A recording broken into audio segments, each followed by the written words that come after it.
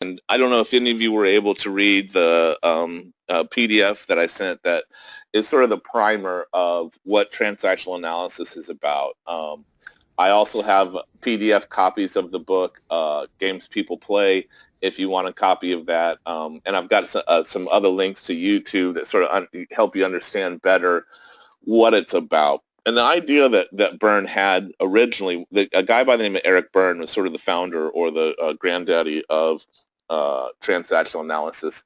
And a book he put out in the late 50s, early 60s called Games People Play sort of really revolutionized psychology and what was going on with psychology. And a lot of psychology that is now that we're dealing with, cognitive therapy and Gestalt and some of these different ones are actually offshoots of transactional analysis. If you start to look at the theories or the things that lay underneath them, you realize that the authors or the people who did it, they just took transactional analysis a step further or put it in their own context or whatever the case may be. And when we talk about transactional analysis, we're also going to talk about scripts and life scripts, things that people, ideas that we create for ourselves of who we are and what our lives are going to be like. And often those come from what they call injunctions. And we're going to get into all that. But really the idea is that when you were a very small baby, you were in an environment where you were subject to a lot of different emotional strokes. They might have been negative, they might have been positive. There's a lot of behavior and actions and transactions that you witnessed and watched that happened between your parents. You know, one of the things about our parents that we don't know about or we can't experience is what they were like when they were first started dating. We have no idea because by the time we showed up on the scene, they were at least 9 months together, oftentimes longer. And so we saw them as parents. And those of you who are parents, you may have noticed a shift in yourself about when you became a parent, some of your life changed. You started to see things differently. I know for me, I tell the story a lot of times that, you know, I used to ask, what's the meaning of life until I had children. And the question just went away. I understood that what the meaning of life is. I understood the evolutionary drive to propagate ourselves. And so Alex, I think your microphone might be on. If you'll just click it off for us so we don't hear you poking around. But long story short, when we first came into this world, we were sort of this blank slate. We had a full capacity for feeling, but we had no reason or belief system that underlied those feelings. And what happened is we would create, a feeling would be created, and we would create a story or we would create a belief behind that feeling. So for some people, if they came from a very argumentative and very, let's say, hostile relationship between their parents, for some people, they walked out of that and felt like they were at fault because maybe the parents used them as some sort of bargaining chip or argumentative chip, and they had to witness that. For other people, they came from extremely nurturing situations, and it seems like, you know, oftentimes the person that seems blessed, it seems like everything just sort of falls their way. They got the charisma, and they sort of have what we feel like, hey, when we look at them, we go, man, that's a really complete person, which of course is false. None of us are complete, so to speak, until we hit the grave, in my opinion. But long story short, they had a lot of good life statements. They were given supportive statements that became part of their belief system about themselves and how they interacted with the world. And now when they're going out, they don't seem to fall trap into the relationships and the things that sometimes catch us in negative situations. So for me, the whole idea of transactional analysis and the way that I've used it has become a tool in me better understanding the people that I'm transacting with. And so to speak, or in a way, it helps me create perception, or it helps me understand that every time I'm doing something to influence or persuade or move somebody, it's not really about what's going to move me. And I think oftentimes we look at that and we think, well, what would move me, or what would be the reasons why I would do this? And if we don't know ourselves well, we might actually give ourselves some type of logical background to it. We might say, oh, well, you know, I'm doing this because of A, B, and C, and of course A, B, and C will equal D. But really, oftentimes there's a feeling or an emotional motive that's underlying that is the reason why we're doing it. And I know that you've heard me say oftentimes that, people make decisions out of feeling. And I absolutely believe that because of what I've witnessed. You may have seen this. I call it the prefrontal cortex post-rationalization. You may have, in the heat of an argument or the heat of an emotional situation, you may have done or said something just because it was a reaction to the situation. You weren't really thinking about what you did or what you were about to do. You were just, operating. You were just reacting. And when you looked back at it, it didn't make sense. And it created what they call a cognitive dissonance. And when that cognitive dissonance was created, you ended up saying to yourself, oh, well, I did that because, and you start giving yourself a logical reason why you did it. You might even actually be telling someone else's logical reason why you did it. But what you're really doing is making up that logical reason because what you did didn't make any sense, and it created this dissonance, especially in your prefrontal cortex. So you had to sort of say, well, here's why I did that, and you gave some explanations that really in your gut you knew weren't the real reasons why you did it. You just did it, and you're sort of saying this again to put it at a balance point. If you guys have heard me say the best way to get someone to like you is not to go do things nice for them, but to get them to do something nice for you. Because if they don't like you and you're able to get them to do something nice for you, what happens is it creates a cognitive dissonance in their mind. And we have a very hard time when we have cognitive dissonance. It means that we have two opposing ideas going in our mind and we can't find balance in those ideas.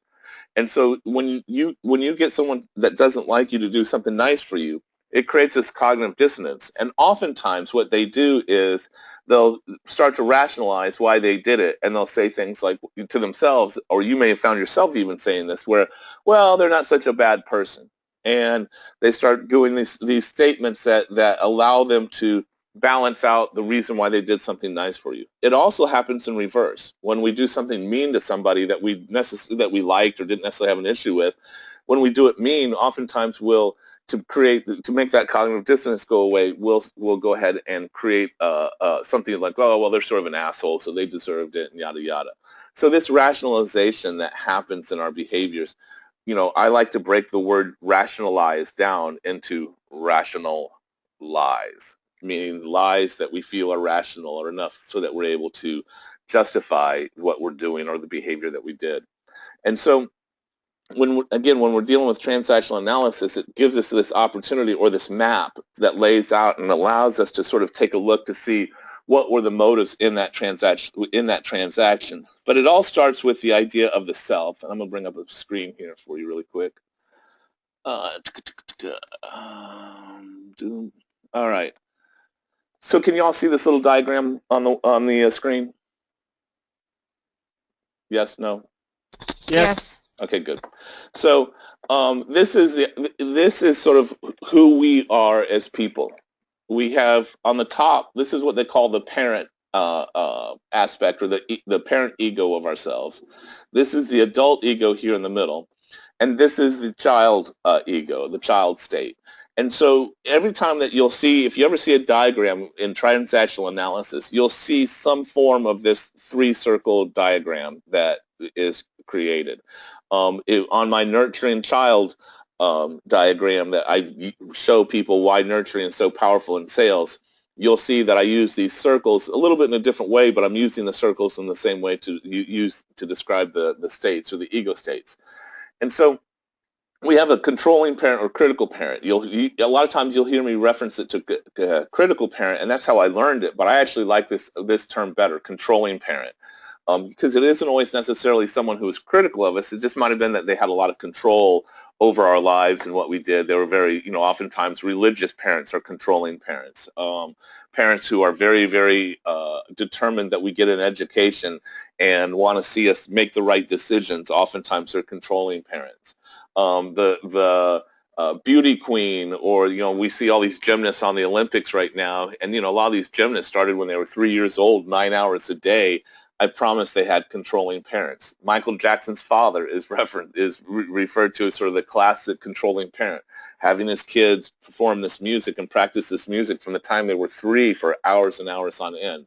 So critical parent isn't necessarily descriptive enough for me. I always like that controlling parent because it has a wider range of, it's not always negative, in other words. Sometimes that controlling parent, they're not being judgmental, they're just being, they're exercising a belief that they really believe is important. Then we have the nurturing parent, which I know we've, as a group and individually, have spoken about a lot about the nurturing parent. And the reason why I like the position of the nurturing parent is because of what it solicits in the people that I operate with. And we're going to get more into how people react to the different positions that we take in this. And so both of these sort of have a different effect and a different role when they're speaking to the different ego states and different people. So as you can see here in this diagram, the controlling parent, do this or stop that. They're basically giving a command of some sort, and the adaptive child will, in my story about the nurturing parent, when the critical parent comes out or controlling parent comes out, when the baby grabs the iron or the sharp object or whatever it is, the baby drops their hand and starts to cry. And what they're wanting is they're going into an adaptive state to try to solicit the nurturing parent. Oh, baby, that's okay. So the adaptive child oftentimes is in response to the controlling parent. They're waiting for the controlling parent to, give them instructions. They're waiting to see what happens next. The rebel is also part of this adaptive child space here, because the adaptation isn't always necessarily positive or adapting to what they're wanting. Sometimes it's adapting the other way. It goes, oh, screw you, I'm going to do whatever I want. So that's the rebel child. It sits under the adaptive child as well. The natural child is sort of the state that we're actually the most content and feel free in. It's where we have the least amount of inhibitions and restrictions, and we truly are just like, you might have friends that you feel this way with. When you get with them, it's play, it's fun, there's no judgment, it's just all that's absent. And the natural child is that state. And the nurturing parent supports that, basically telling them it's okay and gives them other supporting statements and allows them to play. Here in the middle, they call this the little professor. And the little professor is our inquisitive self. With no stimulus, or as far as from a parental stimulus, that's basically what children do. They go out and they explore in the world. What's this? What happens when I do this? What happens when I jump in the water? I mean, there's this sort of exploration of the world that they're growing up in. Oftentimes, the little professor can be annoying to the controlling parent because they're asking questions. They're wanting to know,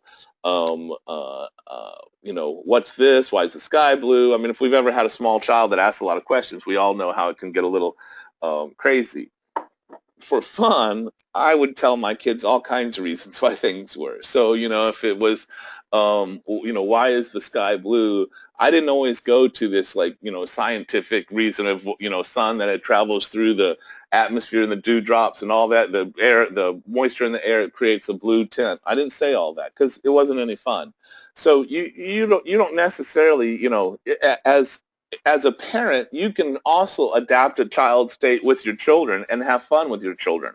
My son and I, he's 15 years old, and one of my most enjoyable things about living with him is sometimes I get to be 14 or 15 with him. We laugh, we tell jokes, we have fun that it's harder for me to have that with adults because a lot of times adults aren't necessarily sitting here in this adult section. They're sitting in some type of parent, typically critical or controlling parent. So if you think about it, if you were to look out the window of the office right now and you saw someone sunbathing nude out there, there'd be opinions that you would have about that. If you say, oh my goodness, they shouldn't be doing that. Why are they doing that? That's a critical parent that's coming out at that moment because you have a parental set of beliefs.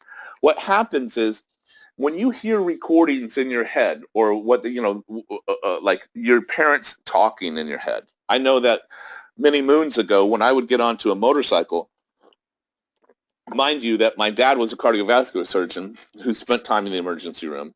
My mother was an ER nurse who spent her whole career in the emergency room.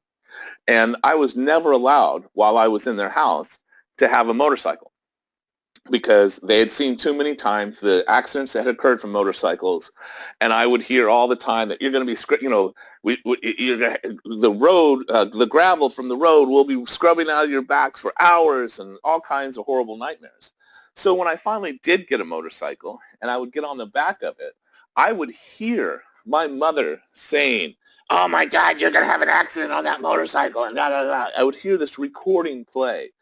And being that I knew about transactional analysis, being that I had an idea of what this was, I was able to sort of remove myself from that recording and understand that it was just a recording that was going on. So if you look at your own internal dialogue, there are recordings that you have picked up from your parents and other parental figures in society that have told you how you should or shouldn't behave. So when you see that nude sunbather out there, you're like, oh my God, they shouldn't be that way. Where someone who's really isn't critical parent might look at them and go, wow, they're having fun. Maybe they come from a natural child state and they're like, wow, I'd like to be able to do that. And so we can look at our own reactions to things and see where we are approaching something from this. Are we approaching it from a parental situation or a child situation? The adult is considered the reasonable, normally assertive person. So meaning that the adult, a nurturing parent, you'll hear statements in a nurturing parent that are like classic, like, one of the things that we hear, generation after generation is, oh, kids today, they just don't appreciate. Well, that's a parental statement. That's something we learn to say as a parent. And again, those of you who have children might find yourself doing parental things that you didn't do before you had children. And it's because you've learned these roles and the script that you're supposed to be when you become a parent.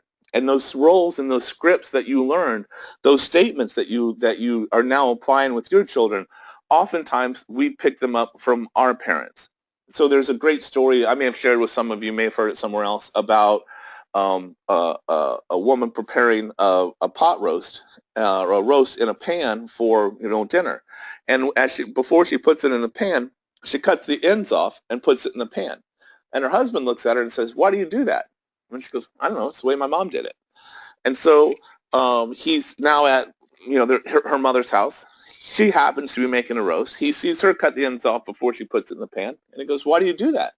And she goes, oh, it's the way my mother did it. So now it's in his head. And so they go to a family reunion. There's great-grandma. He says, hey, great-grandma, when you prepare a roast and you cut the ends off it before you put it into a pan, why do you do that? And she goes, oh, that's the only way we can get it to fit in the pan. And so what was a necessity for her, because of the pan she had, her children had learned as a method of life. And so I know here in the late 30s, in the early 30s, late 20s, early 30s, there was a Great Depression that went on. And so my parents were children of those Depression, young adults who didn't have much. And so there was this big scarcity thing that went on. And it's like money doesn't grow on trees. And, once you get a job, you got to keep it because that's what, if you don't have a job, you're not worthy. Well, a lot of that came out of those Depression years because things people had to do for necessity during that period of time, their children learned, and it became a way of life for them. And they didn't ever question, where is these recordings? Where are these ideas coming from that I that I'm now applying in my life? And so, we've talked about listening to this inner dialogue that you have going on, and it will reveal a lot about your psychological makeup and what you believe and don't believe and your sense of reasoning and things that you may take for granted that you believe everybody knows because you learned it as a child and you figure that everybody else knows that to be true too. I find this oftentimes with religious people. Religious people are very assumptive about their beliefs and assuming that their beliefs are correct and true and it's the way that it is, and oftentimes don't question it because it's what they've learned from their authority figures, either their parents or church or whatever the case may be. And two, oftentimes project those same beliefs on other people like that's how they should be operating or that's how they think. And so you'll see oftentimes that beliefs that we've picked up from previous generations and our parents and things, they go through our lives unquestioned. They're assumed to be true, and we never say, well, why is that true? Or we never investigate it because it's part of our makeup of who we are, of our ego. It's a very, very foundational space. So if we do question those things, we're facing the situation that we may shake up a lot of our own internal let's say solidness, our own internal foundation. And of course, change is scary when we're not prepared for it. So anyways, long story short, this is the model that is oftentimes you see is this three-circle model, the parent being on top, the child being on the bottom, and the adult being in the middle. And what happens is these different when they create, they'll do a, let's see, where is it? This particular chart sort of describes now what transactional analysis is really about. We have two people. We have me and you. And we have each person has three different states. They have a parental, an adult, and a child state that they operate from. And if we're having a parent-to-parent discussion, like, kids today, oh, I know, and you're basically having coffee and talking about parental beliefs that you picked up, and you find other common people with those same parental beliefs. You basically can have this, what they call I forget what they call it, but basically it's a congruent conversation. You guys are, it's two parents, parent-to-parent speak doesn't create any kind of cross-transactions. It's complementary transactions, what they call it. Adult-to-adult is a complementary transaction. Child-to-child is a complementary transaction. So two children playing could be adults, but it's their children inside of them going out and having a good time. So when I went golfing with everybody the other day, there was times when I adjusted my ego states. At one point when we first started, some of the people there had never really ever held a golf club, had never swung one. So I showed them the grip, and I showed them how to swing the club. And so in that space, I was a nurturing parent, and they were a natural child learning what I was showing them. Other times we were sort of laughing and having fun when maybe I would swing and miss the ball or whatever the case may be. We're all being children having a good time. So these these different ego states can shift through, in a very short time and become different things. When you have a problem is when they become crossed. So when you have a critical parent coming through, so let me give you an example of a cross transaction. It usually has some type of like hidden meaning or slick meaning to it. So let's say I come home, I'm married, and the next morning I wake up and I say, oh, I can't find my keys. And my wife goes, oh, you're always losing your keys. If you take that statement without like tone, you're always losing your keys. If an adult was to say that, that would be a loan and it wouldn't be a cross transaction. It might be a fact. I'm always losing my keys. But the tone is really what she's doing is, you're always losing your keys. It becomes critical parent at that point. And she's actually going into what they say a gimmick or a game to start to solicit a reaction from me. And there's games that are played among people, and games usually or always have a cross transaction in them with an ulterior motive. So what it appears like she's being critical parent. The game that she more than likely is playing there is called outrage. She wants me eventually to blow up and go, God damn it, get off my ass. Won't you leave me alone? But oftentimes what we do is we find ourselves where we don't do that at first. We do what they call collecting stamps. And the idea of collecting stamps is, I don't know what the equivalent in Minsk is, but when I was a kid, they had something called S&H green stamps, and they were everywhere in all the grocery stores. And what would happen is, let's say you bought $100 worth of goods, you would get maybe 100 stamps or 10 stamps or whatever it is. And you'd go home and you'd look at the stamps and you'd put them in this book. And then when you were able to collect X amount of stamps, you were able to trade it in for a toaster or a set of dishes or whatever. They used to actually have S&H green stores that people used to go to. The reward system, oftentimes they have rewards, when you go to frequent shopper rewards and things like that, like the Walgreens and the stores here have that. Cigarettes at one point used to be that Camel and Marlboro had things where you'd collect their little dollars that are off their cigarette packs, and then you could trade them in for items they have. So that's the idea where the stamp collecting came, because what will happen in stamp collecting is the idea that she says, you're always losing your keys. And in my mind I go, don't react, it's okay, you don't need to react to this. And what I'm doing is I'm licking a stamp and I'm putting it in the book. And what I'm doing is I'm waiting for 10 times or whatever the number may be, but my point being, I'm waiting and I keep collecting. She keeps being critical and I keep collecting stamps. And then finally when I get 10 stamps, I'm able to go, God damn it, you're always on my ass, why won't you, yada, yada, yada. And that's the game of outrage. Then in this whole game of outrage, there's emotions that are being met or emotions we think we need that are being met. So unfortunately, that's sort of the underlying part of what games are, is that as children, when we watch our parents, interact with each other, we went, oh, that's the role I'm supposed to play. Oh, that's what I'm supposed to do. And we take that and we start to move with that particular role. Oftentimes these roles will become what they call life scripts. And life scripts are the idea that we have created a story for ourselves about who we are and where we fit into this world. And so a life script is, for me, let's say my younger years, I had a loser life script because I had older brothers who told me how much of a loser I was. And it was very hard, even in times when I would win and I would be getting very close to, like, being the champion of whatever we were particularly playing.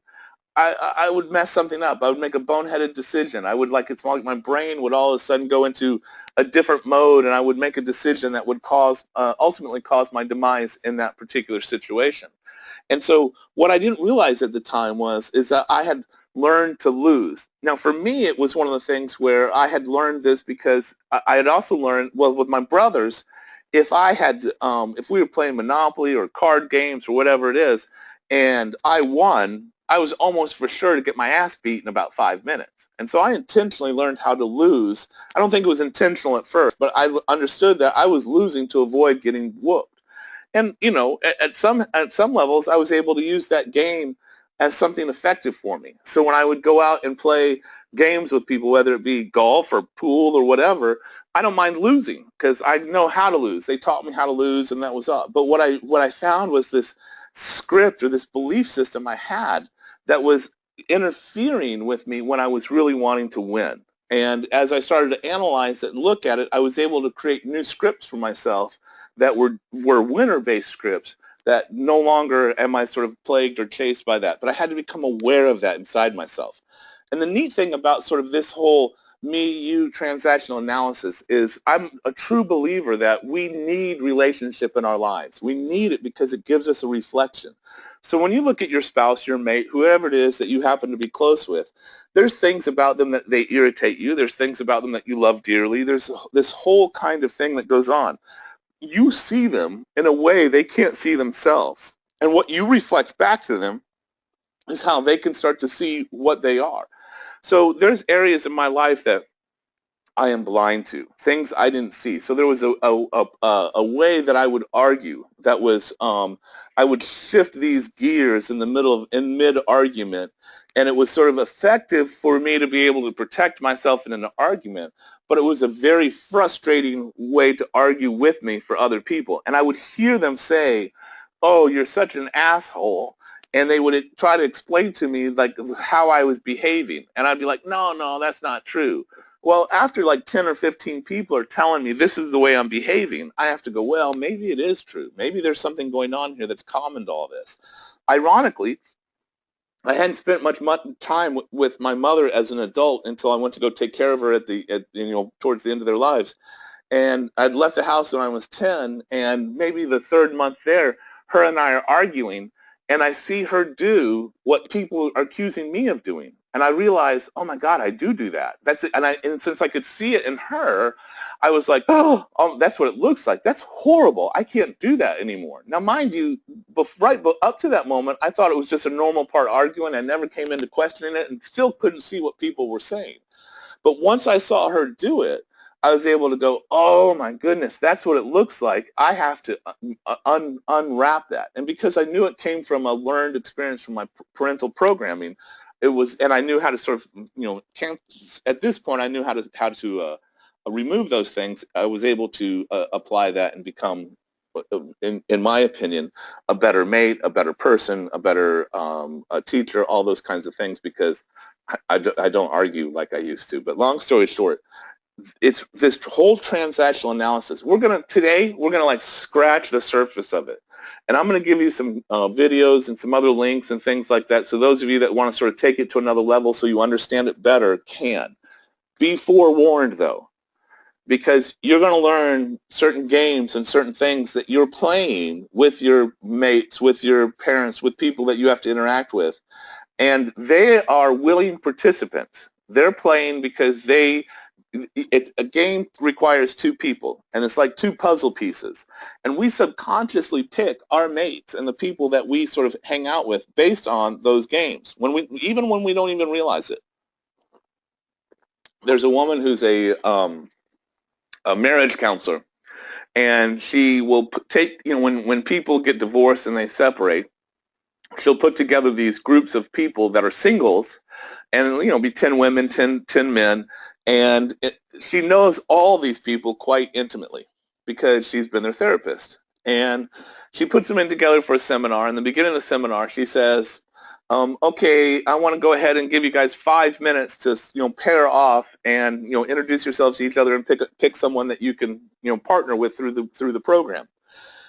And what she found was a lot of these people were picking partners that were almost identical to the mate that they had that they had just divorced, that they said they never wanted to be with anyone like that again. And yet she was finding they were picking people that were almost identical to their previous mate. And so she went, okay, I'll tell you what, I'm going to shorten the amount of time. I'm not going to give them 5 minutes. I'm going to give them 2 minutes to do it. And then maybe she went to 3 minutes first. Then she went to 2 minutes. And then she goes, I'm going to give them 60 seconds. And she found that the less time that she gave them to pick a mate, the higher the incidence of them picking a mate just like their previous one occurred. So her assumption, and I agree with her, is that there's subconscious cues that we all possess that show people, hey, I'm a fellow game player. The games you like, I'll be able to play with you. I'll be able to be the opposing Lego piece. So if we're in a situation where we had controlling parents, right, and we feel like we need to have some type of controlling parent in our situation, but we're not conscious of it. We'll go out and seek someone who's a controlling person as our mate, so that they can give us this controlling kind of feedback that we need, because it was part of our makeup as we were small children, babies. We had controlling parents, and the feelings and the things that came around that started to create our ego, our sense of self, our belief system. And so we find that we need that controlling parent. I have found that alcoholics and drug addicts and excessive gamblers have they have two things going. They typically had a critical parent or a controlling parent in their life, and they have a loser script for their story. And so what they'll do is they'll create situations where they can, the alcoholic or the drug addict, they wake up every morning and they say, I'm not going to drink today. They know it's a problem in their life, and they go, I'm not going to drink today. And then about 3 o'clock in the afternoon, they find themselves in the bar drinking, and in their head, they're going, oh, I'm such a piece of shit. I shouldn't be doing this. They have a critical parent in their head that's now being critical towards themselves, and they're able to achieve a sense of satisfying this need for a critical parent within themselves. Even better, they'll recruit their mate or their partner to say, oh, I don't want to drink anymore. Drinking's causing problems. And the partner, of course, will be concerned, and they'll go, oh, well, I'll help you. We can do this together. Oh, will you help me? That'll be great, and yada, yada. And it's like all this enthusiasm to tackle this together. And then what happens is about 3 days later, they start drinking, but they don't let the critical parent know. They hide it from them. And it like amplifies how much of a bad person they are, because now not only are they just letting themselves down, they're letting this other person down. The game they're hoping for is that person eventually catches them, screams at them, and tells them how much of a loser they are, and then they really get to play the game to its fullest extent. And so you'll find this over and over and over. When they go and they look at criminals, they don't know the real criminal. The real criminal, the guy that is committing crime because he understands the map and the path of criminology, he doesn't get caught. They don't have feedback on that guy.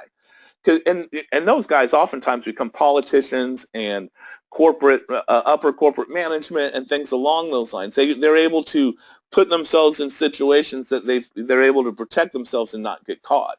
And so the people who get caught are the ones who had the loser script. They had the loser script combined with this controlling parent script. And again, they're usually your alcoholics, your drug addicts, your gamblers, the things that it's really easy to lose. I've played a lot of poker, as some of you may know. I haven't played recently, but I play a lot of poker. And I identify the losers on the table. When I sit down, I try to, I have very limited data, so I have to guess a little bit. But I try to identify the loser, because the loser will continue to play. Even if he's winning, he cannot walk away from the table.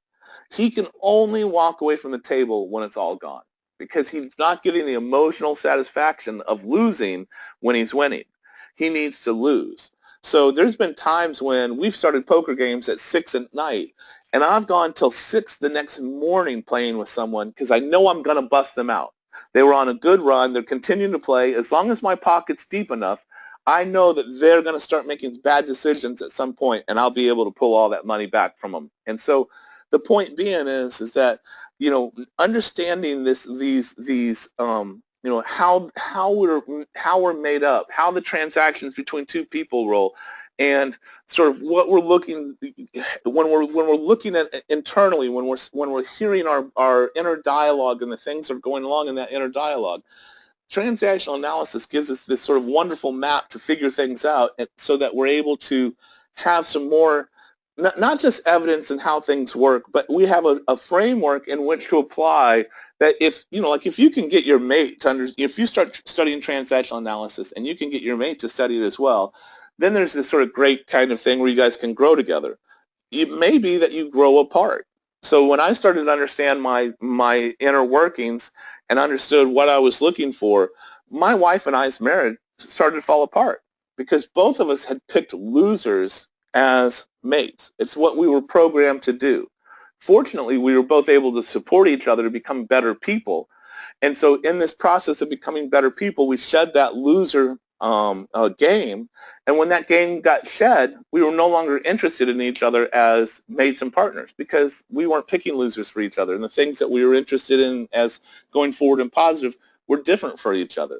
And so I look at my divorce with my wife not as a failure, but as a success on our part, because we were able to use this relationship that we reflected back to each other in a way that helped us become better people.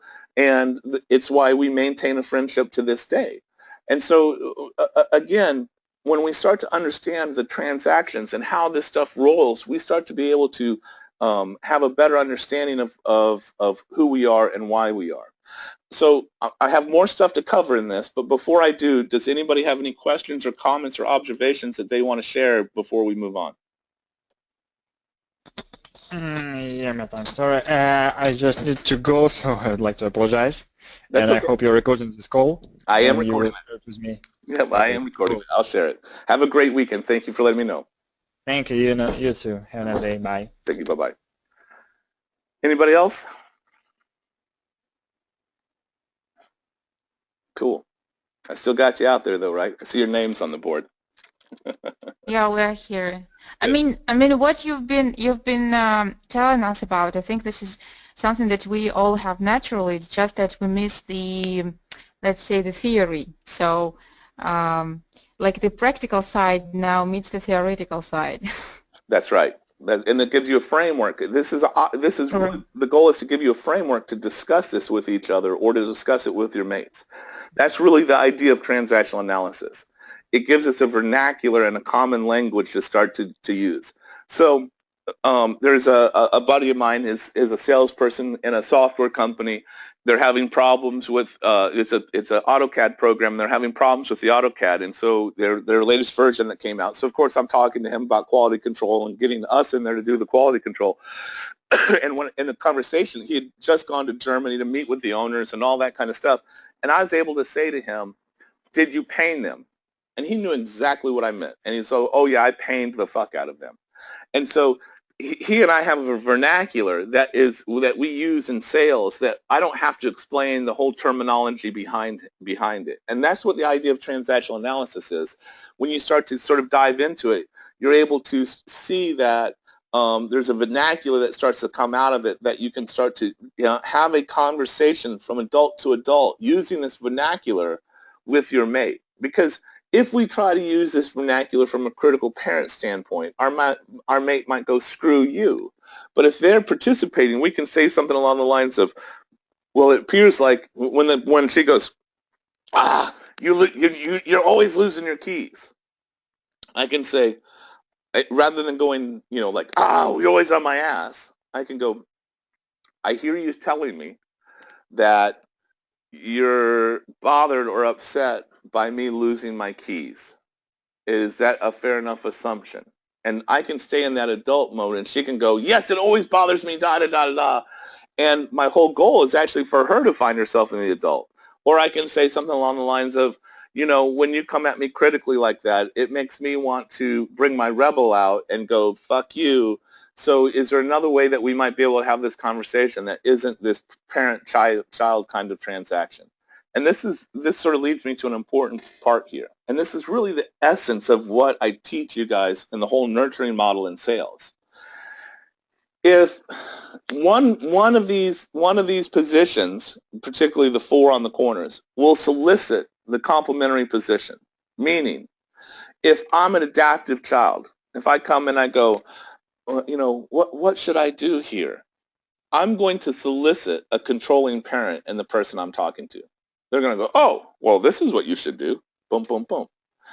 If I come and I'm a critical parent, I'm going to solicit the adaptive child response. So if I say something along the lines of, you know, you're always losing your keys. Get off my back is basically going to be that I'm soliciting the complementary position on the chart. So in the sales world, when I am in the nurturing parent state, I'm doing that specifically to solicit the natural child state, because I understand that's the complementary position to that. And I would say that the nurturing parent state I use more than any other state. I have taught myself how to sit in that state. So when we were all out golfing the other day, I was very supportive of everybody. A lot of people that we were golfing, they never held a golf club before. And so, you know, I could have gone into like this critical controlling parent state, and when they miss the ball, go, no kidding, look at you, you're such a loser. Instead, I would say things like, oh, don't worry about it, it happens to me all the time. Yeah, that's normal, you'll get past that. I gave supportive and nurturing parent statements. And I couldn't even help it. I've learned it's become part of what I do all the time, because I've learned that if I'm going to solicit a state in someone that works to the best to my advantage, it's that natural child state.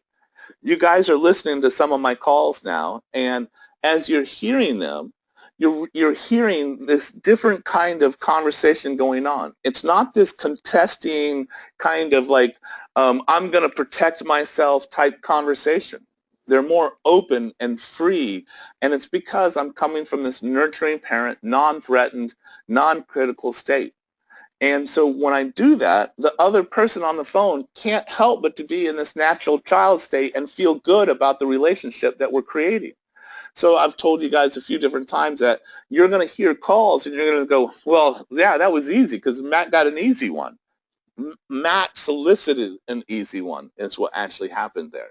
Because if I had gotten on the phone and had been critical with them, it would have been a different story. They would have responded differently. So I understand that there's as I start to understand this model and understand how it works, it allows me to operate and deal with the people around me in a way that allows me to have influence or persuasion. So we'll put it in the context of the RFX department. If I go approach the RFX department people and go, you guys keep screwing things up for me. I don't understand why you won't do this. And there's a part of me that feels that way. There's a part of me that feels like, hey, people hate salespeople, yada, yada, quit thinking what you're thinking and all that kind of stuff. But really when I'm talking to them and I'm approaching them and dealing with them, I got to go, hey, I was hoping you might be able to help. Can you help me better understand? Because I just don't get what's going on here. My tone changes. I'm friendly because ultimately I need their support and help, and I want them to be cooperative, not contesting me. And so if I want them to be cooperative, I sort of have to come from this, point of soliciting the natural child in them. Now, mind you, the RFX department is almost set up to be a critical parent. The way that just the nature of their job is they're supposed to look at this and look at whether it's realistic or not, whether or not it fits certain standards and yada, yada, yada. So it's very hard for them not to find themselves being in that critical parent mode a lot, because it's the behavior of their job, what requires their job, is very similar to what a critical or controlling parent does. And so because of that, they find themselves saying things or doing things that sound like critical parent. And of course, if they're going to be critical parent, what's our complementary reaction to that going to be? It's going to be the adaptive child. Either the, okay, if that's what you say, or screw you, I'm going to do what I want to do. And so but if I understand that that's what's going on, and it's just the nature of, I can't expect everybody to sort of know about transactional analysis or do transactional analysis or any of those kinds of things. It has the responsibility of being able to adapt and adjust to the people around me, I feel lies with me. So I don't ever, if there's a communication issue that I have with someone or a communication breakdown, I take a responsibility. I do not ever expect anyone to come to my level of communication. And what's happened as a result of that is I've been able to learn all these different levels of communication as I'm interacting with people. And I've even learned using transactional analysis and what I've learned from it, I've even been able to learn the appropriate level that this person is at and then respond to them in a complementary way that makes it easier for my message to get through to them.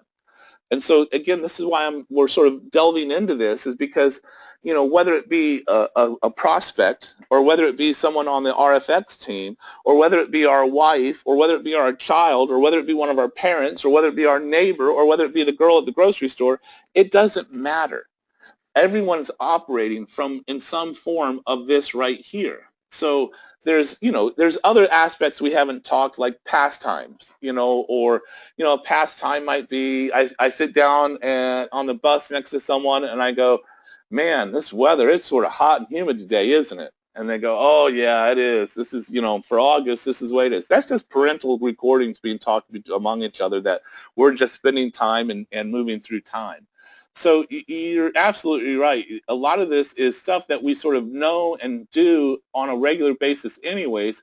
We just don't necessarily have a method to talk about it and to operate from it so that we can actually start to tweak it and play a little bit different. And that's really, in my opinion, that's the goal of making things happen, is understanding people and understanding or having a model to operate within that allows me to find leverage points or understanding points that move through this. So one of the things that Eric Berne talked about was sort of we have hungers. We have, there's certain things, just like we need food, we're hungry for food for our development. These other hungers we need as well, because if we don't get them, we'll find ourselves deprived or sick or something along those lines to where we can't operate well. So one of them was called stimulus hunger. Basically, we need to be able to use our five senses. When there's sensory deprivation that happens, people start to hallucinate. You may have heard where people go into these sensory deprivation tanks and they'll sit in there and there's no sound, there's no light, they're sitting in water, so it becomes sort of neutral, so there's nothing going on in their touch, they're not tasting anything, and pretty soon they start to hallucinate, and that is the sensory saying, hey, I need some type of stimulus going on. The mind is saying, I need some type of stimulus, and so the hallucinations come about from a stimulus deprivation. One that I think we all have, and you've referred to me as need for approval, but that's recognition hunger. We hunger for being recognized by our peers, and being, when we sort of get recognized, it's our sense of identity that gets reinforced as individuals. It's an important part of society, and when we nod and we smile to strangers, which I hear doesn't happen very much in Minsk. I spent some time this past Sunday with Gleb's wife, and we were talking about, I asked her about smiles, because a lot of you aren't smiling in your pictures on either Skype or the email pictures or whatever, and she said, yeah, no one smiles in Minsk for whatever reason.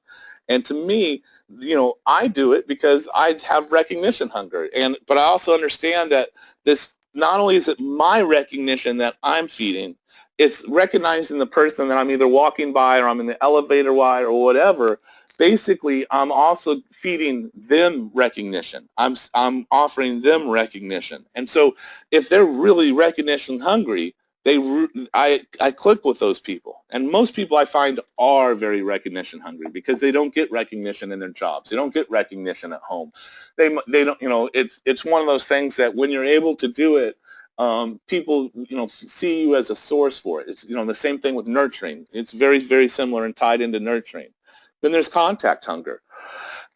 We all have the need for contact. I haven't been involved in a relationship in about a year and a half, a little over, something like that. And so there's a part of me that has been literally gone without contact with people. And what I found myself doing recently, and it's funny because I realized this as I was sort of preparing for this class and reminding myself about these hungers.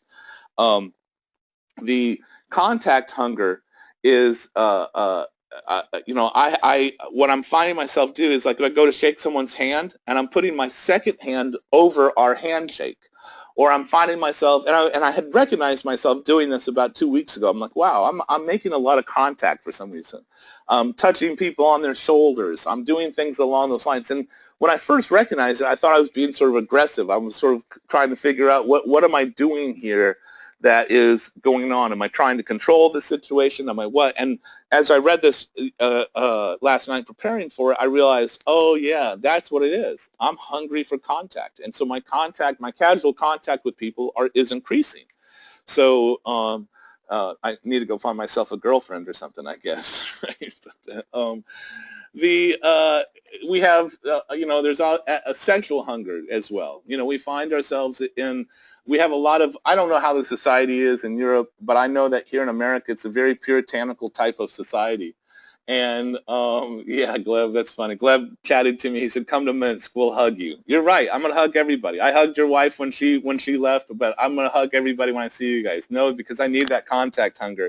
It's not my sexual hunger, I promise. Right? So but it is very much an evolutionary need, and because of that, there's very much a in this country we have puritanical beliefs that deprive people of their sexual hunger, like sex is a bad thing, and there's people that have serious hang-ups with sex because of sort of this overlaying puritanical parental messages that have been handed from generation to generation.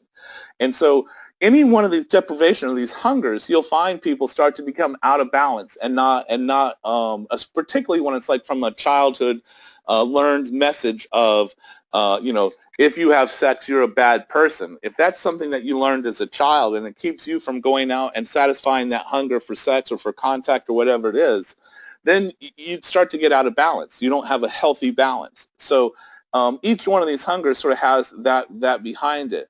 There's also sort of like this time structure hunger. If you think about it, a lot of people fret about wasting time. They're worried about not having enough time. People want to plan and know what's going to happen and when. And I for some reason, I don't have time hunger. I just don't have it. It's not something that if anything, I'm sort of the opposite.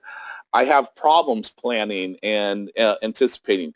I'm probably heavy on incident hunger because I really like incidents, things that happen out of spontaneity and things that just happen around us that we find interesting and add spice to our lives that we're not in control of. I love that. It's part of the reason why I embrace change and move towards change is because change allows me this kind of stimulation of uncertainty mixed in with the spontaneity of incidents. So each one of these hungers that we have sort of determine a lot of how we go to approach people and how we go to figure out how to satisfy this hunger, whether we need a stimulus hunger or a recognition or we need contact, whatever it is, we're using these things to go out and interact with, these hungers are what's driving us to go out and interact with people because there's things that we can't necessarily get on our own. So you'll see prospects who have who are sometimes you'll recognize these hungers in them. It's why I love the recognition hunger. It's why I do the nurturing thing because I know in my heart people aren't getting recognized the way they want to. And so when you're able to recognize them and you're able to say, man, that's really cool, congratulations, or good for you, and give people the strokes that they're wanting in the world of recognition, it makes a huge difference in the way that the relationship goes forward. So, given that there's all these sort of, and again, I don't know I know definitely we're not going to be able to sort of cover all the areas of transactional analysis in this call. This is something I've been studying for pretty consistently now for about 16 years, 17 years. And I still, when I read it or I prepare for one of these classes or whatever the case may be, I'm like, oh, wow, that's mind-blowing. Oh, wow, that's so true, or whatever the case may be. Because to me, this is this sort of lifetime study that It's like peeling an onion. That's very much what life for me is that, you skin one, you peel one skin away, and there you are, you have another skin to peel away. And in between each skin, there's a lot of crying that goes on, and a lot of pain that goes on. And then there's a lot of pleasure that goes on. And there's this whole kind of thing that happens that when we can understand, sort of our own motives and our own hungers in it, and how we're playing out those in our transactions, it helps us become more aware of who we are, why we are, and able to sort of create situations where the complementary reactions that we're getting from the people around us become more positive and helpful and supportive. So, I've told some of you in this contract that I'm in, and I really hate it. To tell you the truth, I'm not enjoying what I'm doing there. It's a very lucrative contract for me, but it's not it's not something I enjoy doing. So, and for long story short, I'm coding AV controllers. These controllers basically control like the video teleconferencing and the different things that they might be in a conference room, whether it be a PC or a laptop connection or whatever. They have these controllers that control what goes to what TV and all that kind of stuff. And so, I don't enjoy it because it's coding and I'm sitting in front of a screen and it's boring and all that. And what I've done is during the day while I'm at work, I'm cruising around talking to people and feeding all my hungers while I'm out there and all that. I don't get any work done. I get the work done. I come home and fortunately it's a government contract, so I'm able to. The government moves really slow. I'm able in about an hour's worth of work at home do all the work I should have done in 8 hours as far as coding and programming goes. But when I have all this stuff going on around me, there's too many stimuluses for me to be operating from. But what's sort of cool is 15, 20 years ago, I would have been going around, stirring shit and creating controversy. Now, because of what I've learned about the complementary reactions and how to transactional analysis and the hungers, I'm actually going around and I'm stimulating and feeding other people's hungers. And so I get what I want. No one really bothers me. I get to do what I want. I don't have, there's some people who have like these horrible collars on that their bosses have tight reins on them. I don't have to deal with any of that, because I'm out supplying people with the recognition and with the contact and with the nurturing and the things that they feel they need. And it gives me an opportunity to be more persuasive and influential within my group and within the people I operate from.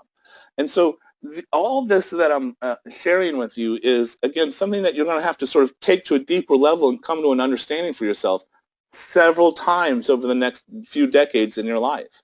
Because your life will change, and you'll peel back one onion and you'll go, wow, cool, man, I've broken through this. I've had these great realizations. And then that sort of has to sink through your life. And some of these revelations might mean serious changes in your life. It might mean that you get divorced. It might mean that you move. It might mean that you go to a different career. Because as you go through and you peel back each one of these, you realize, wow, what made me happy before isn't the same thing that's going to make me happy now. And so, with this, you're able to start to live a life that's free. When you start to understand this is what we're more like automated beings. We learned these behaviors and these aspects of ourselves and the beliefs and the things that we did, we really just inherited from other people. There's always the sort of the argument between free will and destiny in philosophical or spiritual circles, right? And psychologically, I don't believe we have free will until we start to create it for ourselves by using the tools that I'm offering you today and other ones that you may run across. And the reason is that a lot of your preferences, a lot of the things, I just read an article the other day that was talking about music and how they believe your music preferences actually came from the culture around you. So if you were in a culture that sort of, everything was built around the C and G note, which is a lot of European and American music, then that's the music you tend to prefer. But if you were raised in an African country, it's based on a different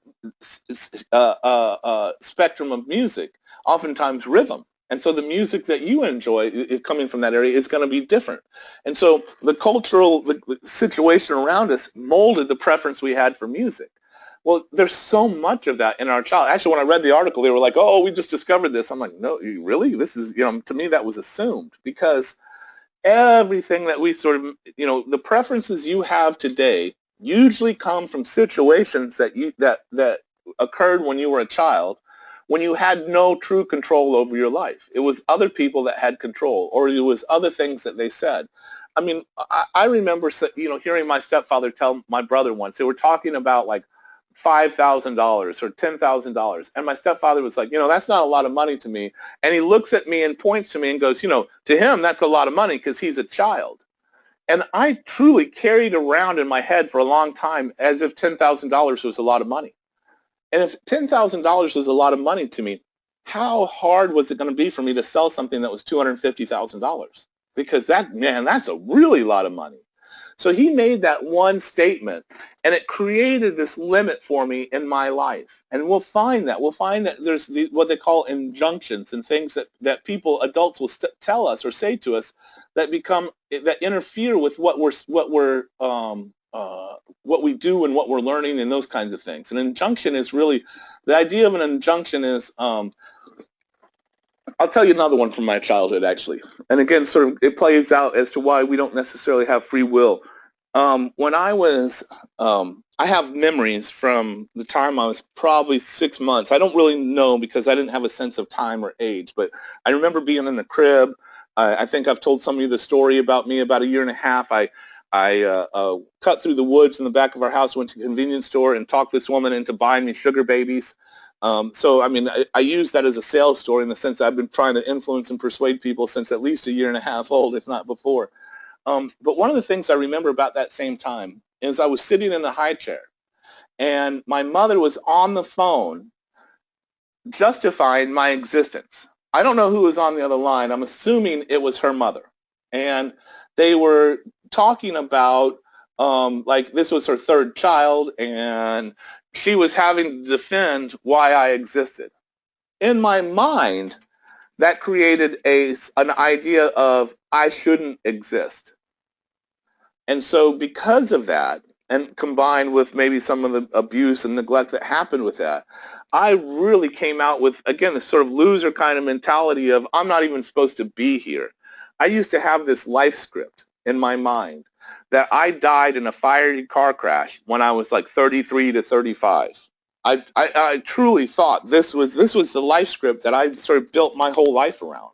And so when I was 18 and partying, I took it to the limit. Oftentimes, I took it to the edge of what you can take partying to. Most of you who know me today would never believe some of the things that I did at that young age to sort of push that limit. And because I wasn't supposed to exist. Now, mind you, when I got to 35 and I hadn't died yet, that made me go, okay, wait a minute. I can let go of this script now. And I was able to move forward. And so a lot of times things that we are subject to as children become what we make decisions based off of as adults. And we think that we're making this own free will kind of decision for ourselves, but really we're making it from the psychological programming we received as children. And so the reason why I'm offering this to you and the reason why I'm sharing this with you is because I'm offering you free will. To be able to start to make decisions, understand yourself well enough, and use this model and this vernacular so that you're able to start to make decisions for yourself that are closer and truer to free will, that you're not subject to the psychological beliefs and reasoning that you were as a child. Now, mind you, this is a long journey. This isn't something that, you learn a few concepts and you pick it up and go, it's not great. The concepts that you're going to learn if you decide to sort of delve further in transactional analysis, the concepts you learn are a framework in which you at least I have used going forward in my life that have helped me unravel some of the beliefs and reasonings I have that weren't all that reasonable. And even though, remember, everyone feels like they're making decisions based on logic, even though they're not. They're going to go, oh yeah, I did this because of this and this and this, and it makes sense to me. I've listened to a lot of people's logic. And I don't know, I mean, it's their logic, I'll give it that, but it doesn't necessarily follow a logic sense. They have assumptions that they make along the way or beliefs that fuel these assumptions that they feed into their logic formula, that really the assumptions and the beliefs aren't based on any kind of logic whatsoever. And so this whole, what we're sharing here is this opportunity or this framework for you to have an opportunity to sort of break down and analyze what you're looking at for yourselves so that you know what games you like to play, what transactions that when you have transactions with your wife or your mate or your children, what you're passing off to them. And as you get to know yourself better, you start to see and understand other people's motives better. So probably one of the areas I've been the most supportive to you guys is in my ability to predict what a prospect is either communicating or not communicating, where they're coming from. And so one of the things that I've universally heard from a lot of people is, how did you know that? How did you know that about me? Or how did you know that about this person? And the reason I know that is because I've taken this material and applied it to myself. And as I've gotten to know myself better, I can see my own true motives, my own true reasons, and as well as I start to take this and apply it to other people, I start to see what their motives and what their reasonings are. And so that's really what my idea with this class was for you guys to understand that there's this sort of framework that when you start to study it and understand it and adopt it, it will change your life significantly in ways that I can't even, I couldn't even explain, I couldn't list the numbers of ways that it changed my life. Not just because I'm not aware of all of them, but because of so many ways in different places that understanding this has allowed me to approach and operate from a way to understand my fellow person better that I might be talking with or sharing with. Which means that once I understand them better and I understand their motives and their intents, I can align my intent, or I can align my objectives with their objective. So when I understand what someone's trying to achieve, I can see whether or not what I'm trying to achieve aligns with what they're trying to achieve. So, and when I can align those two things together, then the sale is made. Then the argument's over. Everything moves on to the next level. Everyone's cooperating and moving in the right direction. When I can't do that, when what I'm doing seems in opposition to what they're doing, or it seems like I'm not aligning my interests with their interests, then they give me a hard time and they give me a lot of resistance. So it's why I tell you guys, be authentic in wanting to help people. Because if you're authentic in wanting to help them, you're not trying to sell them so you can make money. That's an important part. We all need to make money. I'm not trying to minimize the importance of that. But what I'm saying is that you'll make more money and be able to help more people when you truly are approaching it as, how can I help you? So when you have that position to operate from and move with, it creates a much more pleasant transaction for the people, and they become much more cooperative and not as in a contest. So I know we've covered some more. Anybody have anything they'd like to say or comment at this point?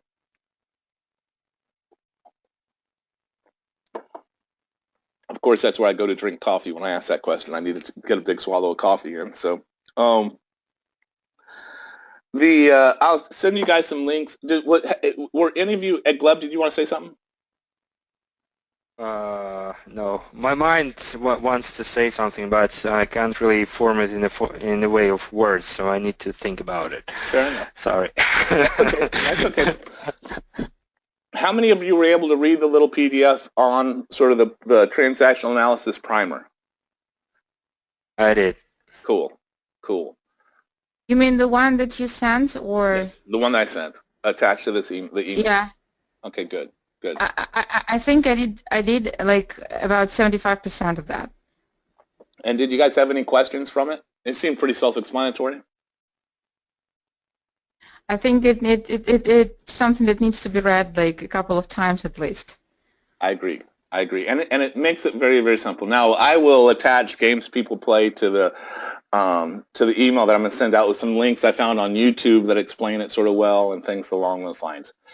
And so and the next time we talk about this, I'll probably get into life scripts a little bit deeper, because life scripts is hand in hand with transactional analysis. And again, a life script is, like I told you, for the longest time, I thought I was going to die in a fiery wreck when I was 33 to 35 years old. I truly believed that's what my script was. And so a lot of the decisions I made were made in the context of that script. And so the life scripts are pretty strong and important. Now, I realized that, when I was looking at the email, go ahead, Gleb.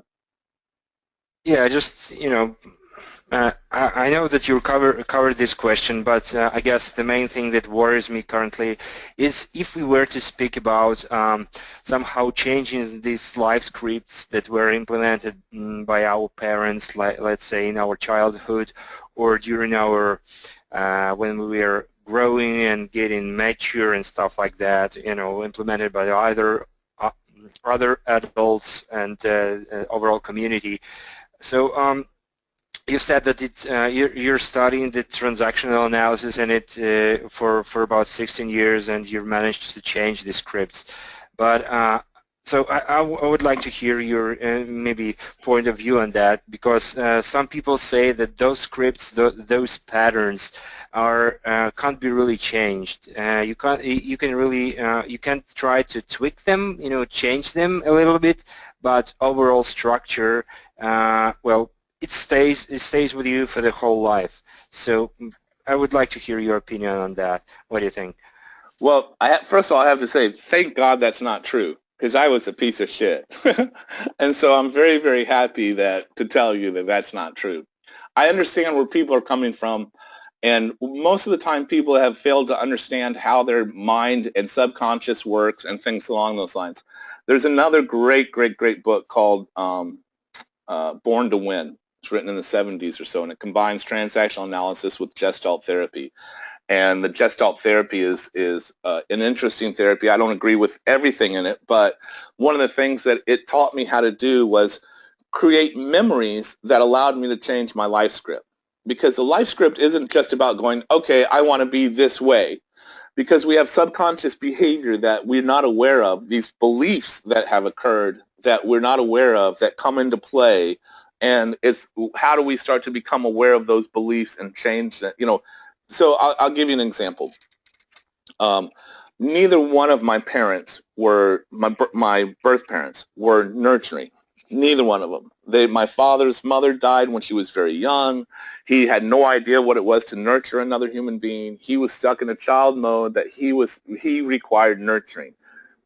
And I'm very thankful for that, actually, because on a side note, because he married one of the most nurturing, after he divorced my mother, he married one of the most nurturing people, maybe the most nurturing person I've ever met in my life. And she changed my life as a result of that marriage. So I'm grateful that he I mean, in a weird sort of perverted way, I'm very grateful that he had those issues, because it made him bring someone into his life that was very nurturing. My mother, as I've said several times, was extremely neglectful. And so in my mind, subconsciously, there were statements like, you know, I shouldn't exist, and I don't deserve to exist, and I wasn't allowed to play, and things along those lines. And so I had two step parents. I had my stepmother, and then my stepfather. When he came into my life, he was about 45, and he had mellowed out. I've spoken with his adult children since, and they were like, you know, he was a horrible dad. He was abusive. But actually, when he came into my life, he was 45. He had mellowed out. He wasn't the same person that he was for them. And so he also gave me some, let's say, some protection. I felt like there was some protection with him. So what I had to do to sort of make this, to change these life scripts, was I had to create, I first sat down and wrote a situation in which I was sitting in my mother or father's lap. I mean, I wrote for both situations, and they were laughing with me and holding me and nurturing me and hugging me and giving me all this kind of nurturing that they didn't give me. And I wrote out like what the chair looked like, what the room looked like. I was as detailed and specific as I could. It took me like 3 days to write this, and it was probably 5-6 pages long, because I wanted to put as much detail in it as I could. And as I wrote this and I put this detail in here, I started to imagine it. I would close my eyes and I would see it. I would smell it. I would start to get all this input coming in from this situation of me being nurtured, because I needed to give my subconscious this instruction set. So it had a different choice when it came time. So you guys have heard me tell the story. This is actually where the story evolves from. And it's, let's say that, Glebe, you and I were on, you and I went to go see a stage hypnotist together. and when like Kreskin or whoever, and he calls for people up to come up on stage, and you go up, he calls you out, he hypnotizes you, and I don't know if you guys know this or not, but the more intelligent you are, the more susceptible you are to hypnotism. So you're way intelligent, Gleb, so you fall down deep under. And while you're down deep under there, he tells you every time he says the word duck, you're going to stand up, you're going to flap your arms, and you're going to quack. That's right.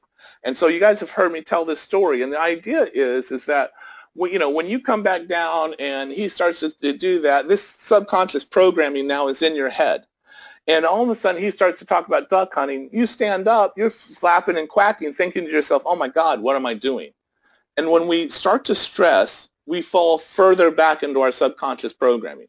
That's why when you see people in stress situations, it seems like they're doing more of the stupid behavior that stressed them out, is because they've fallen into this automatic mode that their subconscious learning is now playing out for them. So this is what's happening to you. So you end up flapping harder and quacking louder and stressing more and flapping louder, and it's like, oh, and everyone's laughing, it makes it worse, and you can't get out of it. But if when you had come down, I elbowed you, and I went, hey, Gleb, he hypnotized you. Every time he says the word duck, you're going to yada, yada. Now when that comes up, he starts to say duck, you're aware of that programming, and you're able to make a different decision. You're able to go, oh, it's that silly programming. And then once you're able to do that, you don't stress from it, so you don't fall further into it.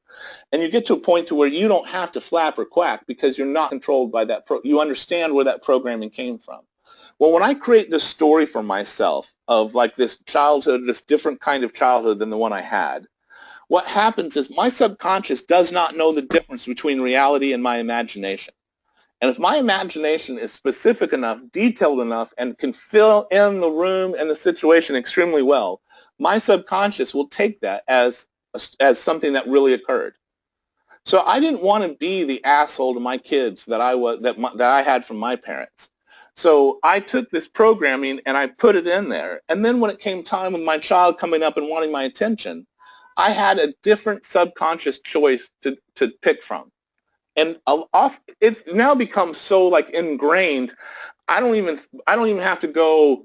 I mean, there was a time there where my instinct was to be like, leave me alone, right? And I have to go, no, that's not the one I want to choose. And then I would choose the other one. That has happened so often now that I don't even, you're bothering me, doesn't, I mean, every once in a while it might happen with a coworker or something like that. Never happens with my children. Never happens with, for the most part, just doesn't happen. Because I have a different subconscious programming that I have inside myself that has allowed me to build a different life script. So the idea is you first need to know what your life script is. And you guys know it. I promise you, there's a story that you're trying to fulfill in your head about how the rest of the world sees you, about what happens, but whatever it might be, there's a story that you guys are operating your lives through. And if you sit down and you look at your thoughts long enough, you'll see what that story is. And then you can decide whether or not that story is really a story that is one you want to participate in and believe in. So, like, part of the story that I have now for myself is I'm a second half player. Meaning that, and I've picked this from watching my behavior. Let's say you and I go to play a game. In the first half, I tend to jack off and screw around and don't care, and I don't care if the scores it gets all lopsided and you're whooping my ass, because I'm a second half player. Second half, I'm going to come back, I'm going to catch up, and I'm going to whoop your ass. That's the story in my head now. Well, now why is that story in my head? Because I'm in the second half of my life. And the first half of my life, I screwed around, I dicked around, I had some fun, I also had this loser stuff, I sort of had to learn who my opponent was, which ultimately was me. And once I understood my opponent really well, now in my second half, I own them. And it's how I operate, it's how I play. But that story serves me for my life right now. And so we can pick different life scripts for ourselves, and we can ingrain them. But we need to understand that to a certain degree, what you said, the people saying that we can't change them, they are very hard to change. 16 years. And so, and I was working at this before that as well. To me, all this started when I was about 12 years old. everything that you guys are dealing with and hearing and come out of my mouth and all this kind of stuff started around when I was 12. I got some books called, they were by Melvin Powers, and there were some hypnosis books, and there were books on how to control people, basically it was my inferiority complex, and I was wanting to try to control my environment as much as I could, because again, remember, I had controlling parents. I had neglectful controlling parents, but I had controlling parents, and so I thought I was supposed to control the people around me. I didn't want to be, the rebel in me didn't want to be controlled, it wanted to be the controller. And so a lot of this started to play out then, and of course in the process of discovery of becoming someone who could control other people, I started to understand what that really meant and looked at my own self, and now I don't believe there's anybody that I can't sell. The question I have is the consequence of doing it. I don't want to control people because I understand that if I control them, that means I have to take responsibility for everything, and I don't want to do that. And so my whole discovery of control and figuring out what control was and what influence was and what persuasion was has actually, like, you know, it's one of those Spider-Man things where, the responsibility of when you have a particular power, it's about doing the right thing with it. And I truly believe that. As if you were truly going to, if you want to have influence over people, understand that, have their best interest in mind.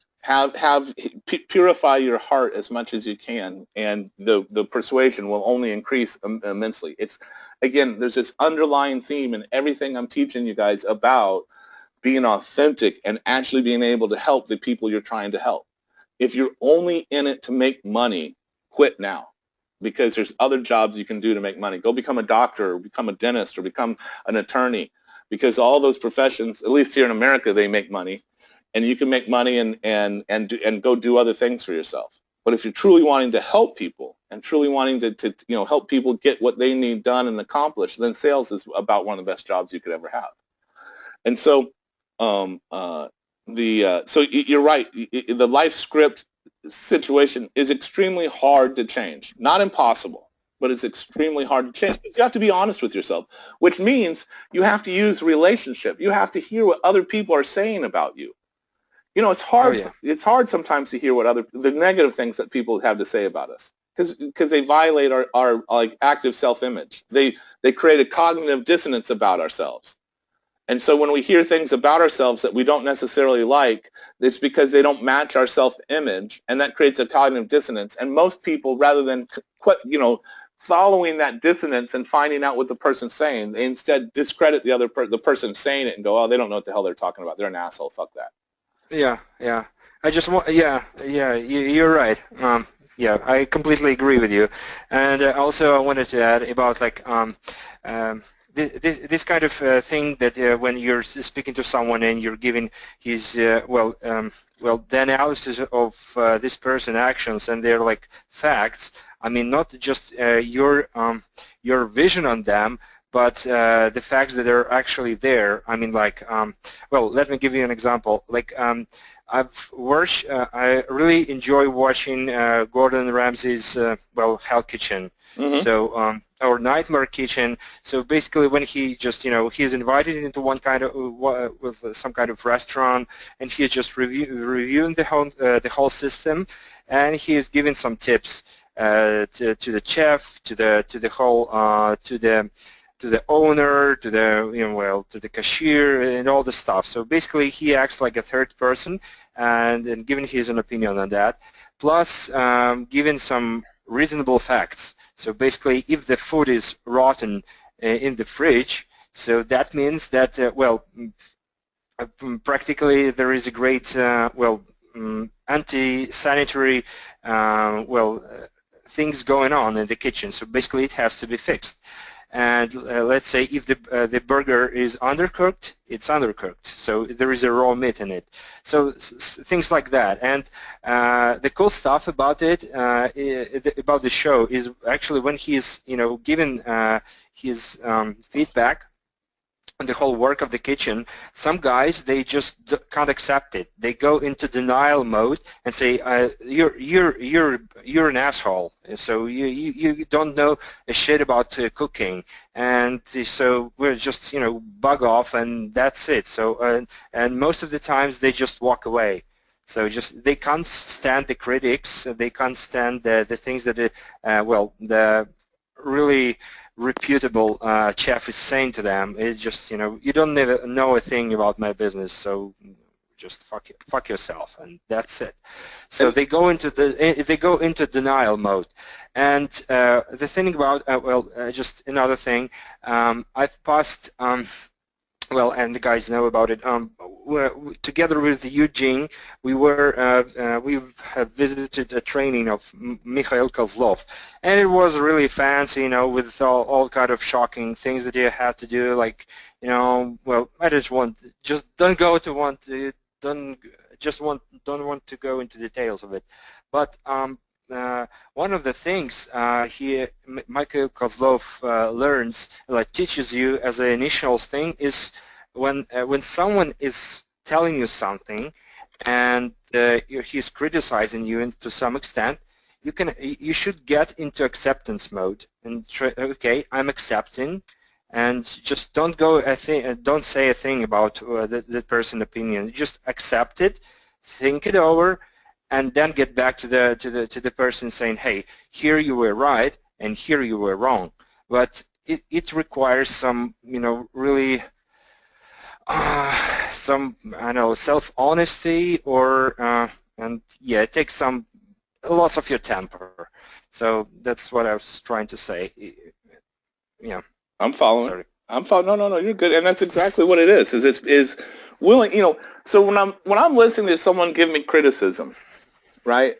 If they're in like critical parent mode and telling me, you're an asshole because you should have done this and you should have done that, I have to listen to what they're saying, and I have to go, okay, is there anything in there saying that's true, or is it just all parental shit because they think that I should have behaved a certain way? I'll give you some examples. If I'm in a group with people and there's someone speaking, you guys can imagine, and it's like an open dialogue, I will ask tons of questions. Tons. I shoot question after question after question after question after question. And there's people in the room who think I shouldn't be asking those questions. They think that I shouldn't be questioning the authority in the room. They have this sort of preconceived belief of how I should be behaving. And I love this statement, don't should all over yourself, meaning you shouldn't be sitting here shoulding all over yourself. Isn't that great? You shouldn't be shoulding.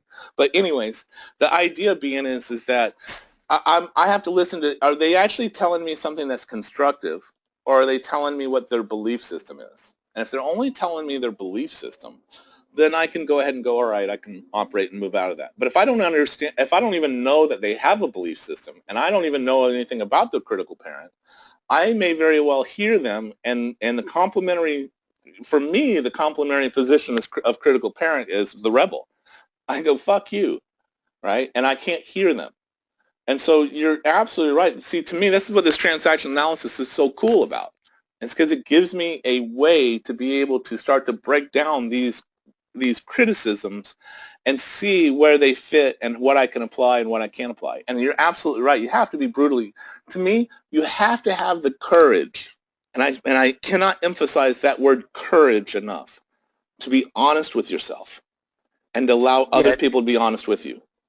Yeah, it actually boils down to the first exercise that practical exercise that you gave to us. I mean, not the one when you ask why to the person and when someone asks you a question.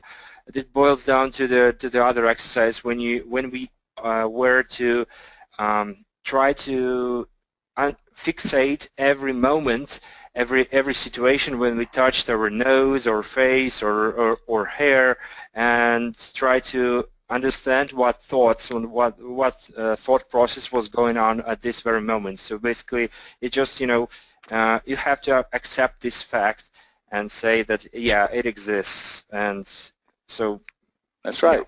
That's right, and that observation. So, all this will give you a framework to do that, and I think again it's valuable. We'll talk more about it. It's not like we're just going to stop the conversations here. But the reason why I encourage you to sort of take it to the next level is because it gives us a vernacular, and some material to start to speak a common language in so that we can start to make some headway in some of your own personal development. So the other thing that I realized, and I don't know what I was thinking when I sent that email out, because I saw that I didn't include the link for the class. And then I don't know, I don't think I included the link for the video. I know I'd sent it once before, but the video on the science of laughing, which was, there was parts of it that were great, and there were parts of it that were like, yeah, okay, yeah, move on. And did anyone actually get to see the video of the science of laughter? Yes, I did. Okay, great, great. So in that, what I really love about that is they have proven how laughter has this contagious kind of effect. That even when someone sees someone laughing on a screen, they have muscle movements in their face that are indicative towards laughing. And what happens when you laugh and when you're in a good spirit and a good mood? And I shared that video because if you go back and hear my calls, I'm always in this jovial type, again, feeling. I'm trying to, the complementary action I want from those people is that jovial feeling. So they talked about the mirror neurons in the video and about how the mirror neurons, when they discovered them in the monkey, and I thought it was sort of funny in the video when when they had discovered them by accident in the monkey, the head researcher, when they were interviewing him, he was trying to explain away that actually it wasn't by accident that they learned that. That was a prefrontal cortex post-rationalization. They had learned something by accident, and he was trying to say, cognitively, he couldn't allow that to be the case because, he wanted to take credit for what was being learned there. And so it was interesting to watch him give this explanation of, no, it really wasn't by accident. It was just, we were doing this, and it was, I think he used the structure of our study allowed us to discover this. And so he was trying to give credit to the structure. And it might be true. I'm not trying to say it isn't, but it was interesting to watch it. He wasn't willing to accept it was an accident by which they learned it by. And the fact of the matter is, those of you who didn't see it, they talk about mirror neurons, which are very, very powerful. And if you don't know about them, you should research those as well. I'll see if I can find some links to include. But the idea of mirror neurons is that you have this cluster of neurons where your third eye is. If you're not familiar with what they call the third eye, it's where your pineal gland is. It's right above your nose, on your forehead. Maybe if you were to, like, from the bridge of your nose, go up about an inch, inch and a half to the middle of your forehead. Right there, there's this cluster of neurons they call the mirror neurons. And what happens with the mirror neurons is when you see someone take a hypodermic needle, like they're going to get immunized or they're getting a shot for something, if you go, ooh, and you sort of get that reaction like you're feeling the shot yourself, those are the mirror neurons firing. For the guys, when we see someone take a nut shot and they get kicked in the nuts or they fall on their nuts, we're like, ooh, because that's the mirror neurons kicking off. When our sports team scores a touchdown and we're like, yeah, and we get all excited, that's the mirror neurons kicking off. And so our brain is capable of, you can even, they say that you can work out without lifting a muscle, without lifting a weight.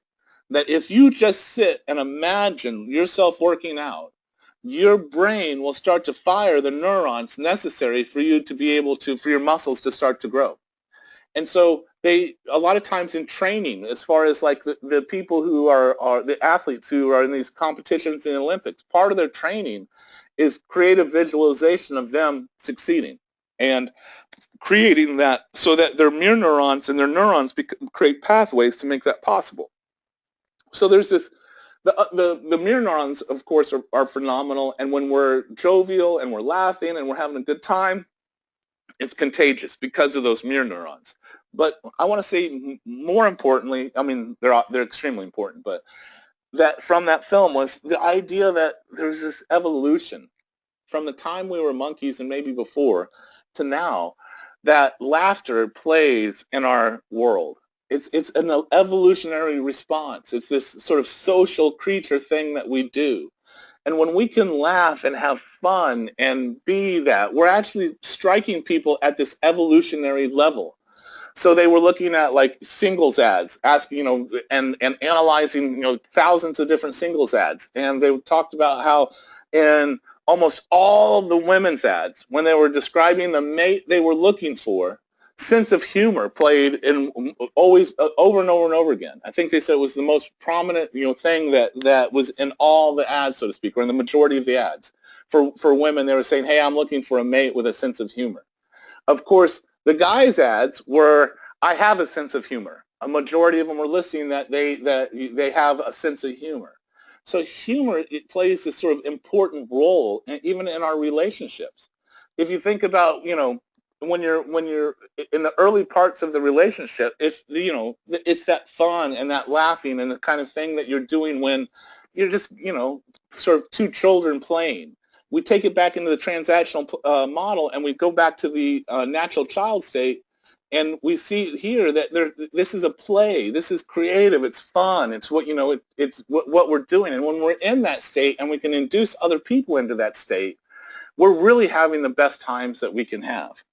And so it's really important that you understand that, and I guess part of the reason why I included it is because, it's funny. I was sitting at the table with everybody while I was in Denver one night at dinner, and I was like, why doesn't anyone smile in their pictures? And some of you have smiles, and I'm very, very glad and appreciative of it. And but a smile is an important part. It's a big part of what, people, when they look at you and they make decisions about who you are and what you can do and all that. And, talking to Gleb's wife, she was saying that no one smiles at each other walking down the street. And I mean, I literally smile at everybody and talk to everybody, and I can't imagine not doing it, because it creates such an easy life for me to be able to operate and move with.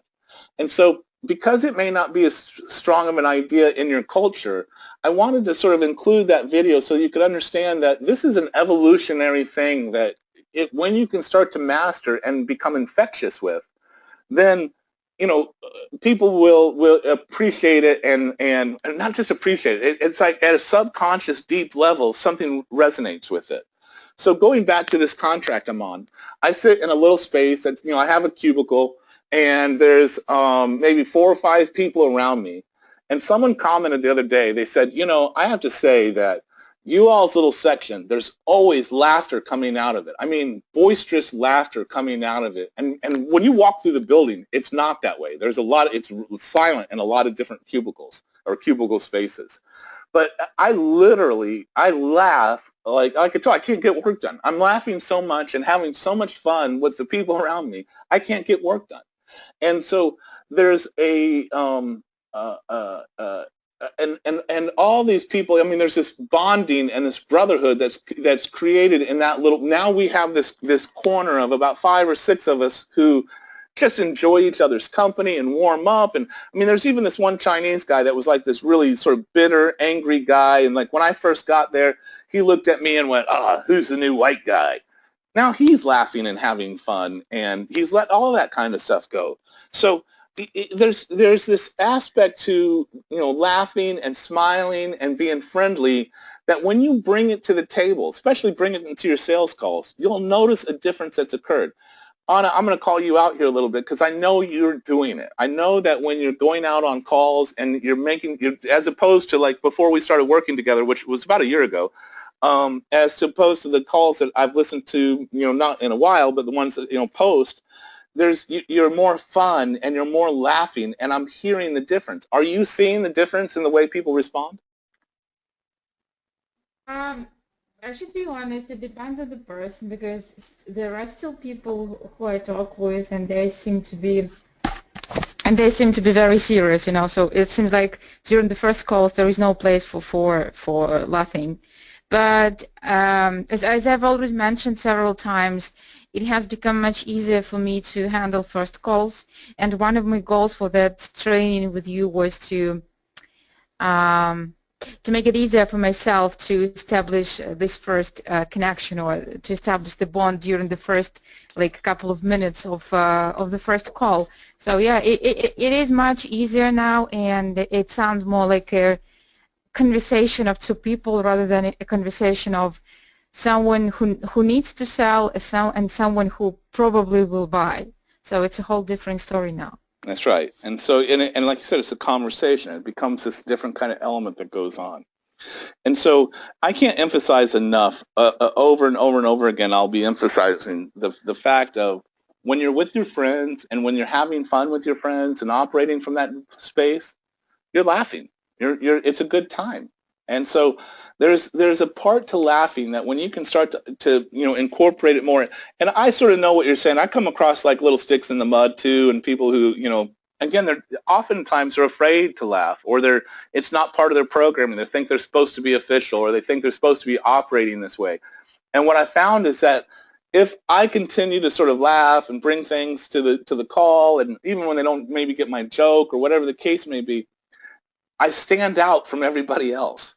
It's a way to make myself differentiate myself from every other salesperson that's calling, for the most part, because most of the salespeople calling are all stiff, and they're all handling it like a stiff kind of thing. So even if they're not necessarily feeding me the laughter back, because I understand they may not know how to, it may be not in their belief system, I'm still operating at that level because I know that it differentiates me from everybody else they're talking to. I rarely talk to someone a second time when I go, yeah, I'm not sure if you remember me or not. And 98% of the time people go, oh, I remember you. And you know why they remember me? It's because I have fun with them. I'm actually trying to have this kind of interaction with them. And if it also is indicative to me of another thing. If I can't have fun with them, they're too stiff, all that kind of stuff, it may be that our personalities don't mesh. And so there's a good chance I might call one of you or somebody else and go, hey, listen, I got this stick in the mud. They're not getting anywhere with me. You might have a better chance or better opportunity sort of going somewhere with them. See if you might be able to go somewhere with them. Because I realize I'm not going to be able to sell everybody.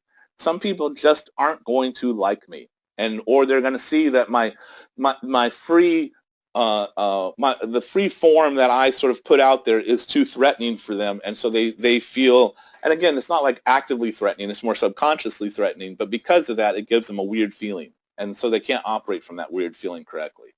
So, long story short, this is all interrelated. It all comes back down to us understanding the transactions between human beings. And I'll send you some more links. I'll attach a copy of the book of Games People Play. Games People Play is a little thick in its vernacular, and I call it like the first like maybe 40, 50 pages are sort of explaining the science behind the games, and then it goes into the games.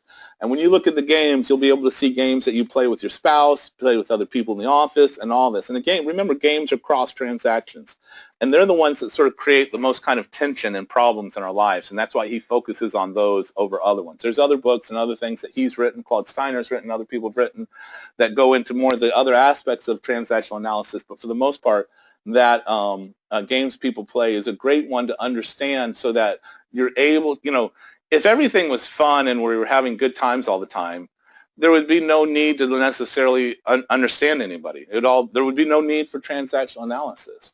It's when the relationship breaks. It's when the people are trying to get gamey and do weird things that we don't quite understand, or they're doing things to violate the relationship. That's when things change, and that's what the Games People Play will help. Is, to me, that's when the problems start, and that's when what we need to know how to behave in better is when the problems start. You already know how to have fun. That's easy. It may not be easy to implement, and you may need to learn and teach yourself how to bring it more into your calls and into your transactions with people and all that kind of stuff. But the games will, when it goes south and you've got someone, let me think about a situation, you've got a coworker who you say, man, they keep, getting you to do things for them, and you're like, man, why do I keep doing this? I don't even like this person. Why do I keep doing this for them? I mean, there's games that you're playing with that person. There's also there's some of you may have discussed what they call the perpetrator triangle.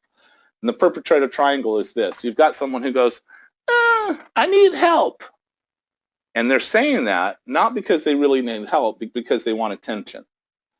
And so then the rescuer, that's the victim, the rescuer goes, oh, I can help you. I know the way out of that. Here, do this. All you need to do is this, this, this, and this. And the person goes, oh, yeah, oh, thank you so much. And they ask some questions along the way. What happens when this, what happens? And they seem interested, and it seems like they're doing it. And then 2 weeks later, nothing's changed. And then all of a sudden, they're starting to feel like the victim starts to go, you told me to do this, but it's not working. And they didn't ever really try it. And of course, the rescuer sees that they didn't try it, and they go, well, wait a minute, you're not even trying to do this. And pretty soon they become persecutors towards each other because they're mad, because the victim wanted the attention, the rescuer wanted it to be the attention as well by being the hero. But if you think of real rescue situation, you're drowning, I come along, I pull you out of the water, it's over. It's a one-time transaction. It doesn't go on and on and on and on and on. And so these are the kind of games that get played with people that sometimes we don't necessarily understand, or they short-circuit what we're trying to get to. And so it's with that that's why I suggest that you study games, so that you can understand that short-circuiting better. So given that we're getting close to our 2-hour mark here, does anybody have any kind of other suggestions or comments or otherwise that they'd like to, questions that they'd like to ask?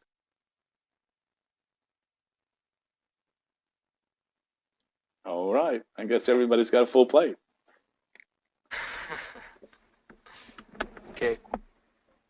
Well, as always, I appreciate talking with you guys. I have we're bringing the third class of students to a close, and we're not going to start any new students for a couple months here. I am opening this class to any other salespeople that want to come and participate and join, or anybody else on the iTransition team that you think wants to come and enjoy.